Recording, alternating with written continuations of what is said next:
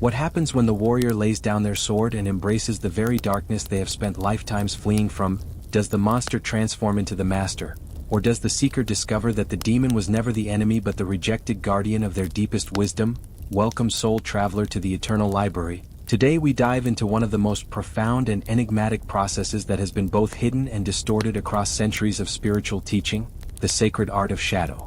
integration, a practice so powerful that it has been called the Royal Road to Individuation by Carl Jung, the great work of alchemy by the Hermetic masters, the dark night of the soul by Christian mystics like Saint John of the Cross, and the wrathful deity practice by Tibetan Buddhists who understood that enlightenment comes not through the destruction of darkness but through its conscious embrace and transformation. The ancient Sumerians, in their Epic of Gilgamesh written over 4,000 years ago, encoded this profound truth in the relationship between the civilized king Gilgamesh and his wild shadow counterpart Enkidu, teaching us that the path to wholeness requires not the conquest of our primitive nature but its integration. And this wisdom echoes through every authentic spiritual tradition when we learn to decode their symbolic language. For the Hindu concept of Shiva Natraja, the cosmic dancer, who performs the Tandava dance of creation and destruction simultaneously, represents the divine integration of all polarities within consciousness, while the Taoist symbol of yin and yang reveals that within each force lies the seed of its opposite, and the eye within each half shows us that true vision comes from recognizing the completeness that emerges when apparent opposites are held in dynamic balance rather than perpetual conflict. The early Christian Gnostics, before their teachings were declared heretical and driven underground, spoke of the necessity of integrating what they called the left-hand path with the right-hand path, understanding that the rejected stone which the builders discarded must become the cornerstone of spiritual architecture. And this is why the Gospel of Thomas, discovered in the Nag Hammadi Library in 1945, contains the cryptic saying attributed to Jesus: "If you bring forth what is within you, what you bring forth will save you. If you do not bring forth what is within you, what you do not bring forth will destroy you," a teaching that speaks directly to the necessity of shadow integration, for what we resist persists, and what we refuse to acknowledge in ourselves inevitably manifests in our external reality as the very conflicts, relationships, and circumstances that trigger our deepest wounds and reactive patterns. The Islamic tradition of Sufism, particularly in the teachings of Rumi and Ibn Arabi, describes this process through the concept of fana, the dissolution of the ego self that occurs not through spiritual bypassing but through the complete acceptance of all aspects of one's being, including what the Persian mystics called the nafs, the ego soul that contains both our highest aspirations and our most primitive drives. And Ibn Arabi taught that the perfect human being, al-insan al-kamil, is one who has integrated all the divine attributes, both the beautiful and the terrible, the merciful and the wrathful, understanding that God's completeness can only be reflected in a consciousness that has made peace with its own totality. The Tibetan Buddhist practice of Chöd, literally meaning to cut, developed by the 11th century yogini Mashig Labdran, represents perhaps the most direct and powerful method of shadow integration ever devised, where practitioners deliberately seek out the most terrifying and challenging environments, graveyards, charnel grounds, haunted places, to offer their own bodies and egos as food to demons, discovering in the process that these demons are projections of their own unintegrated aspects. And through feeding them with compassion rather than fighting them with resistance, the demons transform into protector deities and wisdom teachers, revealing the alchemical secret that poison becomes medicine when it is consciously ingested rather than unconsciously rejected. Carl Jung, who spent decades studying these ancient traditions and developing his analytical psychology, discovered through his own deep inner work and his clinical practice with thousands of patients that what he termed the shadow, those aspects of personality that the ego finds unacceptable and attempts to repress, contains not only our so-called negative traits but also our unrealized potential, our creative power, our authentic vitality, and even our spiritual gifts that have been rejected due to family, cultural, or religious conditioning. And he observed that individuals who refused to engage in shadow work inevitably projected these disowned aspects onto others, creating the very conflicts and divisions that plague human relationships and societies, while those who courageously undertook the work of integration experienced what he called individuation, becoming whole and authentic beings capable of genuine love and creative expression. The alchemical tradition, preserved in the works of masters like Paracelsus, Nicholas Flamel, and the anonymous author of the Rosarium Philosophorum, encoded the process of shadow integration in their symbolic language of chemical transformation, where the prima materia, the base material that must be worked with, represents our raw, unprocessed psychological content including our wounds, fears, anger, sexuality, and primitive impulses, and through the process they called the nigredo, the blackening or putrefaction stage, this material must be completely accepted and worked with rather than discarded, for it contains the seed of the philosopher's stone, the integrated consciousness that can transform any experience into wisdom and any poison into medicine. And this is why the alchemical maxim states, in stercor inventor, in the dung it is found, teaching us that our spiritual gold lies hidden in the very experiences and aspects of ourselves that we most want to reject or transcend. The shamanic traditions worldwide, from the Siberian Tungus shamans who gave us the word itself, to the ayahuasqueros of the Amazon, the medicine people of Native American tribes, and the Sangomas of southern Africa, all understand that the path to becoming a healer and wisdom keeper requires what anthropologist Joan Halifax calls the wounded healer archetype, where one's greatest wounds, traumas, and shadow aspects become the source of one's medicine and ability to help others, and this is achieved not through overcoming or transcending these aspects but through developing what shamans call soul retrieval, the process of reclaiming and reintegrating the parts of ourselves that were split off due to trauma, abuse, or societal conditioning, understanding that these rejected parts often contain our greatest gifts and that healing occurs when we learn to love and embrace the totality of our human experience. The Hindu tradition speaks of this through the concept of the Rakshasa, the demon beings who are not evil entities to be destroyed but aspects of divine consciousness expressing themselves through what appears to be negative or destructive form. And the Bhagavad Gita teaches through the dialogue between Arjuna and Krishna that even our most challenging emotions like anger, fear, and desire are forms of divine energy that can be transformed through understanding and conscious engagement rather than suppression or avoidance, while the Tantric tradition goes even further in teaching that desire itself, when properly understood and integrated, becomes the very fuel for spiritual awakening, and this is why the Tantric practitioner learns to work with sexual energy, emotional intensity, and even what conventional spirituality might label as negative states as doorways to expanded consciousness rather than obstacles to be overcome. Modern neuroscience and psychology have begun to validate what these ancient traditions always knew, with researchers like Dr. Dan Siegel discovering that emotional integration literally rewires the brain, creating new neural pathways that allow for greater resilience, creativity, and emotional intelligence, while studies on post-traumatic growth have shown that individuals who learn to integrate rather than simply overcome their traumatic experiences often develop capacities for empathy, wisdom, and psychological strength that exceed their pre-trauma baseline. And Dr. Kristen Neff's research on self-compassion demonstrates that individuals who learn to treat their own suffering with kindness rather than judgment develop greater emotional stability and authentic self-esteem than those who attempt to maintain a positive self-image through denial or spiritual bypassing. The practical work of shadow integration begins with what the Jungian analyst Robert Johnson calls owning your projections, recognizing that the people and situations that trigger our strongest emotional reactions are mirrors reflecting back to us the aspects of ourselves that we have not yet learned to love and accept, and this requires developing what Buddhist teacher Pema Chodron calls precision and gentleness, the ability to clearly see our reactive patterns without immediately trying to fix or change them, but instead offering them the same compassionate attention we would give to a frightened child or wounded animal, understanding that these aspects of ourselves developed as creative adaptations to impossible situations and deserve our respect and gratitude rather than our rejection and judgment. The first stage of this work involves what depth psychologists call making the unconscious conscious, which requires developing a practice of what the Sufi teacher G.I. Gurdjieff called self-observation without judgment, where we begin to notice our automatic reactions, our internal dialogue, our emotional patterns, and our behavioral habits with the curiosity of a scientist and the compassion of a loving parent, and this can be supported through practices like journaling, meditation, dream work, active imagination, or working with a skilled therapist or spiritual teacher who understands the difference between helping someone transcend their humanity and helping them embrace it more fully.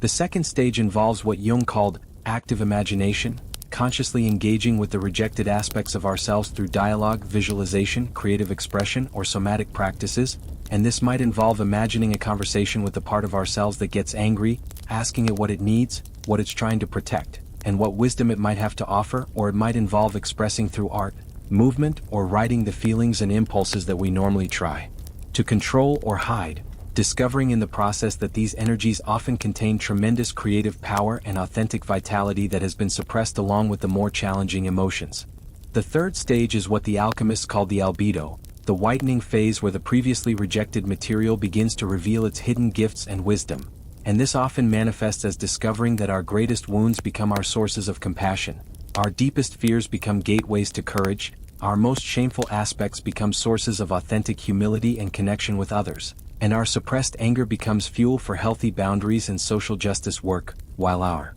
rejected sexuality becomes a source of creative energy and spiritual ecstasy, and our hidden sadness becomes the tenderness that allows us to truly love both ourselves and others. The fourth and most advanced stage is what the tradition calls the rubido, the reddening phase where the integrated consciousness can hold all polarities simultaneously, responding to each moment with whatever energy is most appropriate without being identified with any particular aspect. And this is the state that mystics throughout history have described as sahaja samadhi, the natural state where enlightenment is not something that comes and goes but the background awareness that remains constant regardless of what emotional or psychological content is present. And individuals who reach this stage often report that they no longer experience internal conflict because they have learned to recognize all aspects of their psyche as expressions of the same fundamental consciousness expressing itself in different forms. The dangers and common pitfalls in shadow work are significant and must be understood to avoid what Jung called inflation, where individuals become identified with their newly discovered shadow content and swing from one extreme to the other, or what spiritual teachers call spiritual materialism, where shadow work becomes another form of ego enhancement rather than genuine transformation. And this is why all authentic traditions emphasize the necessity of proper guidance, community support, and a gradual approach that honors both the power and the sensitivity of this process. One of the most common mistakes is what psychologists call acting out, where instead of integrating shadow material through conscious awareness and creative expression, individuals simply begin expressing it unconsciously through destructive behavior, justified by misunderstanding teachings about authenticity or following your desires. And this is why the Tantric tradition always emphasizes that working with powerful energies requires what they call spiritual discipline and proper containers, while the Shamanic tradition speaks of the necessity of developing impeccable warriorship before attempting to work with the most challenging aspects of consciousness. Another significant pitfall is what Jungian analysts call shadow projection, where individuals recognize shadow material in others but fail to see it in themselves, leading to what spiritual communities often experience as shadow projection loops, where members continuously trigger each other's unintegrated material while believing they are more evolved than those around them. And this is why authentic spiritual community requires individuals who are committed to ongoing shadow work rather than those who believe they have transcended the need for psychological integration.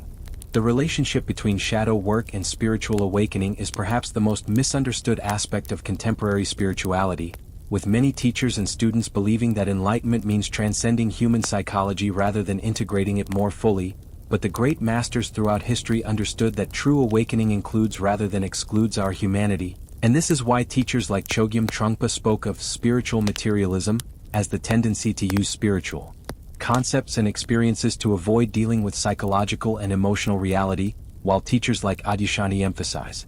that awakening often intensifies rather than eliminates our need for psychological integration because expanded consciousness reveals aspects of ourselves that were previously hidden.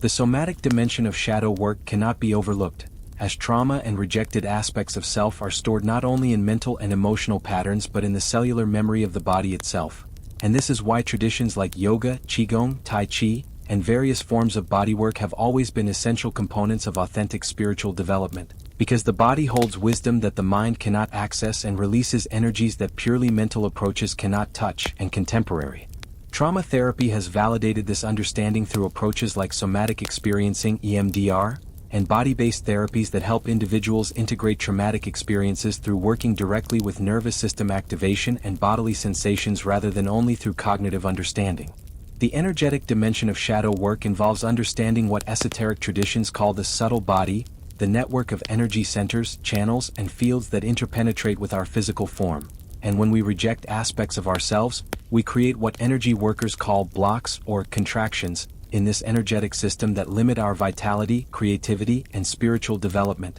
While integrating shadow material often involves what practices like Kundalini Yoga and Taoist inner alchemy call energy transmutation, where the same energy that was creating problems when it was blocked or repressed becomes a source of power and wisdom when it is allowed to flow freely through conscious acceptance and skillful direction.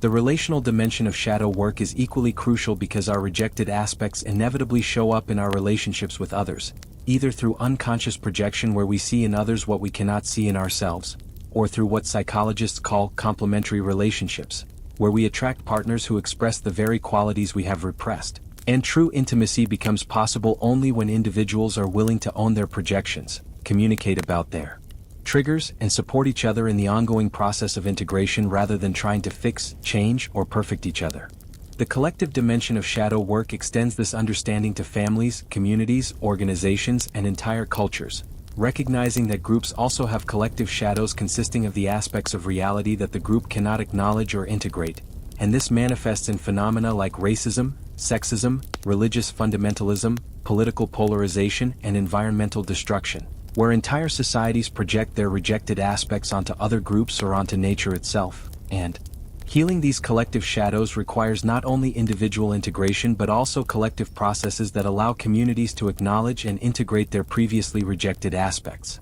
The spiritual dimension of shadow work involves recognizing that what we call demons, or negative aspects, are often distorted expressions of divine qualities that have been wounded, suppressed, or misdirected, and this is why many traditions speak of feeding the demons, or blessing the darkness. Understanding that even our most challenging experiences contain seeds of wisdom, and that true spiritual development requires learning to find the sacred in all of life's experiences rather than only in those that feel comfortable or acceptable to the ego. And this process often involves what mystics call the dark night of the soul, periods of spiritual crisis where our previous understanding of ourselves and reality breaks down to make room for a more complete and integrated form of consciousness. The creative dimension of shadow work reveals that much of our artistic, innovative, and visionary capacity is often contained in the very aspects of ourselves that we have learned to reject, because creativity requires access to the full spectrum of human experience, including what society might label as dark, dangerous, or inappropriate,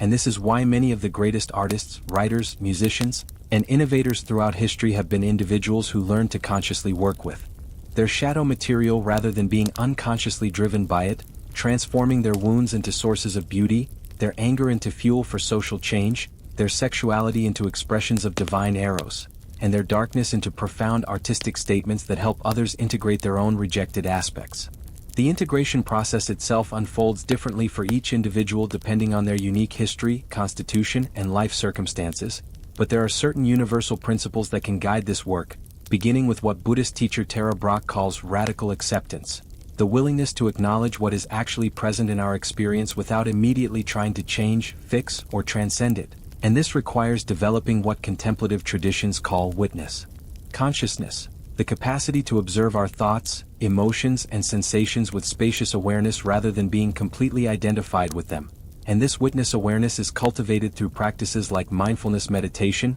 self-inquiry, contemplative prayer, or any approach that helps us recognize the difference between our essential nature and the temporary contents of our experience. The emotional dimension of this work often involves what psychologists call emotional literacy, learning to accurately identify, feel, and express the full range of human emotions without being overwhelmed by them or using them to justify harmful behavior. And this requires understanding that emotions are actually forms of energy and information that become problematic only when they are suppressed, projected, or acted out unconsciously, while conscious emotional expression through appropriate channels becomes a source of vitality, creativity, and authentic communication that deepens rather than threatens our relationships and spiritual development.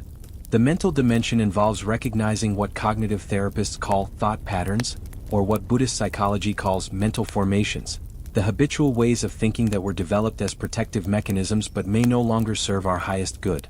And this work often involves what Byron Katie calls inquiry, questioning the thoughts and beliefs that create suffering by asking whether they are actually true, how we feel when we believe them, who we would be without them, and what happens when we turn them around to consider alternative perspectives. Discovering in the process that many of our most deeply held beliefs about ourselves and reality are actually optional interpretations rather than absolute truths. The behavioral dimension involves gradually changing the actions and habits that no longer serve our integrated self while also ensuring that this change happens at a sustainable pace that honors both our need for growth and our need for security, and this often requires what addiction recovery programs call progress not perfection, recognizing that integration is a lifelong process rather than a destination, and that lasting change happens through consistent small steps rather than dramatic overhauls that often lead to backlash and regression. The social dimension of shadow work involves what family systems therapists call differentiation, learning to maintain our authentic self while remaining connected to others,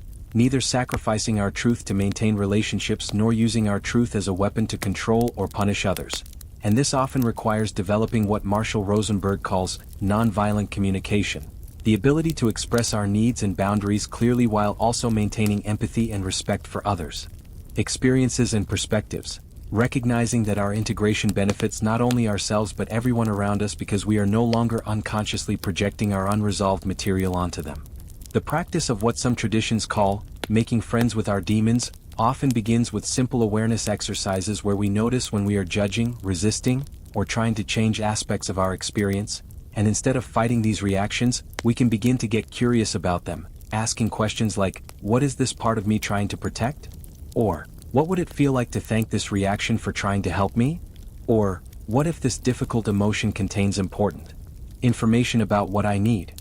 And through this process of respectful inquiry rather than aggressive confrontation, we often discover that our most challenging aspects are actually misguided attempts at self-care and that they transform naturally when they feel seen, understood, and appreciated rather than attacked and rejected.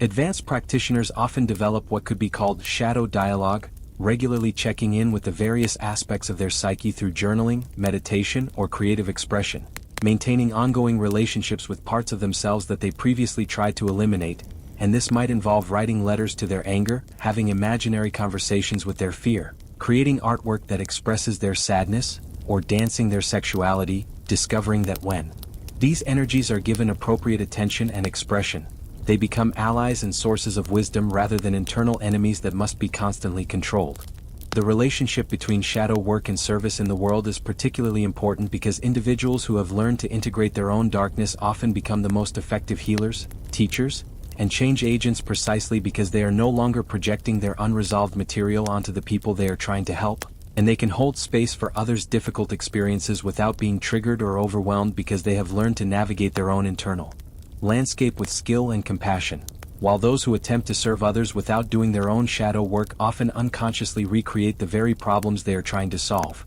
whether through spiritual bypassing, savior complexes, or unconscious power dynamics that reproduce rather than heal traumatic patterns. The evolutionary dimension of shadow work suggests that this practice is not merely personal therapy but part of a larger process of human consciousness evolution, where increasing numbers of individuals are learning to integrate rather than project their rejected aspects, potentially leading to more conscious relationships, communities, and societies that can hold the full spectrum of human experience without falling into the polarization and scapegoating that have characterized much of human history. And this perspective sees shadow work as a form of service to the collective unconscious, contributing to the healing of ancestral trauma and the creation of more integrated forms of culture and civilization.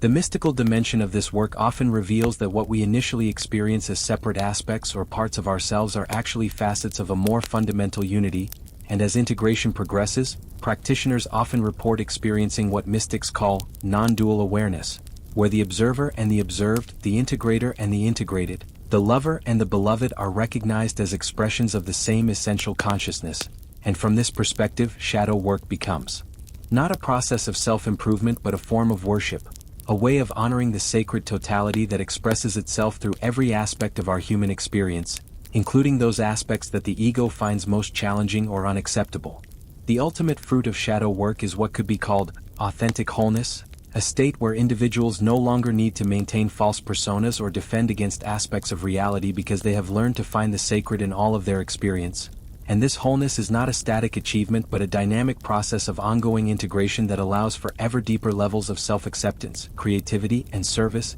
while also maintaining the humility to recognize that the process of becoming fully human is never complete and that each new life stage, relationship, and challenge offers opportunities for further integration and awakening. If this journey into the sacred art of befriending your demons has resonated with the deepest chambers of your soul, share this ancient wisdom with fellow travelers on the path of integration and join our community of truth seekers who understand that wholeness comes not through perfection but through the courageous embrace of our complete humanity. Let us know in the comments what aspect of shadow work calls to your spirit or what demons you are ready to stop fighting and start feeding with the nectar of your compassion, for the path of integration is walked together and your willingness to own your darkness gives permission for others to reclaim their own rejected light. Thank you, soul traveler, for joining this exploration into the mystery of mysteries where the seeker and the sought, the demon and the angel, The shadow and the light reveal themselves as faces of the one eternal dance of consciousness knowing itself through every possible form of expression.